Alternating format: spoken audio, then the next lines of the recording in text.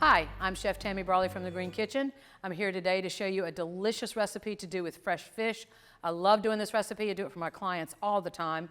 We have got some delicious wild-caught flounder, actually caught right here in Virginia Beach, that I purchased from my local fishmonger.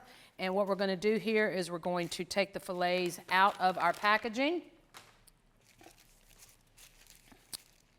Oh, these are beautiful. And we're going to take some nonstick spray onto an aluminum foil tray. Then we're going to take our fillets and put them on the tray. Looks like I've got two really nice ones here. These happen to be skinless, but if you end up with fish fillets that do have skin on them, don't worry about it. You can take the skin off at the end of the cooking process. But this happens to be skinless onto a nonstick sprayed aluminum foil tray. Now what we're going to do is we're actually going to baste it with some Dijon mustard. Just a little hint here, or tip I should say, is you do not want to go into your jar of mustard and onto your fillet, because then you will cause cross-contamination with the fish going back into the mustard. So what I like to do is put some in a bowl. And don't forget, you can always come back for more. And then you're going to take a nice little silicone brush or a butter knife, whatever's easiest for you. And you want to come to the fish fillet and you just want to brush the mustard right on there. We happen to be using flounder, but this works really, really well with any white fish, to be quite honest. I discovered this years ago. I ate at a restaurant and they put nuts on top of the fish. I was amazed at the flavor. So nuts on top of a fish fillet work really, really well together. What nut? Well, it depends on you. What do you like? I happen to use the nuts that I have in the freezer. This happens to be pecans we're going to use today. You can use walnuts. I've actually done pumpkin seed before. I've done sunflower seed. So it's really whatever nut you'd like to do. So we've got a nice little basting of mustard, Dijon mustard, on our fish fillets. And now we're going to top them with some chopped pecans. What's a great way to use chopped pecan, or how to do chopped pecans? We actually have a Ziploc bag here. I've put some halves in there.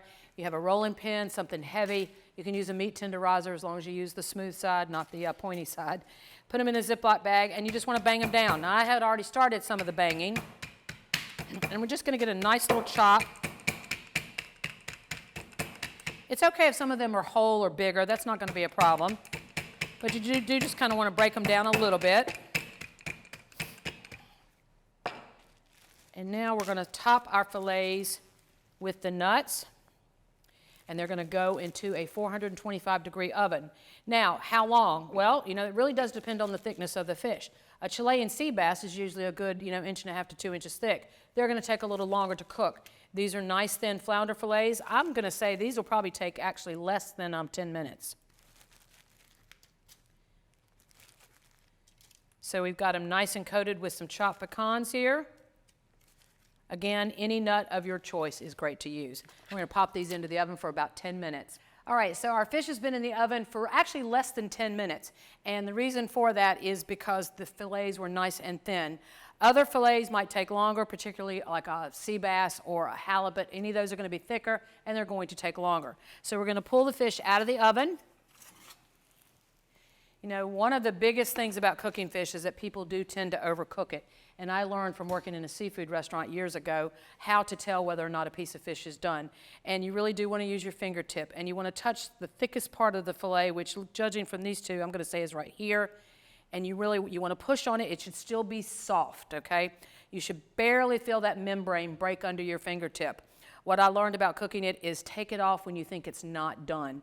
A couple reasons for that is that fish doesn't take as long as you think, and the other thing is that the residual heat is going to finish cooking the process.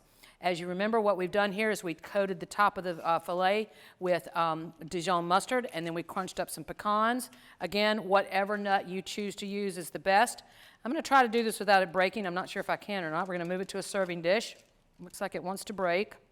That's all right. We'll still make it pretty. I would love to turn this around too so you can see a beautiful white color there. The fish is definitely done. It was fillets, wild caught here in Virginia Beach, flounder fillets, and into the oven for less than 10 minutes. I'm Tammy Brawley with the Green Kitchen. Join us next time on Heart of the Home. Recipes from the Heart of the Home can be found on the Virginia Farm Bureau website at vafb.com/recipes, as well as on Chef Tammy Brawley's website at greenkitchenrichmond.com.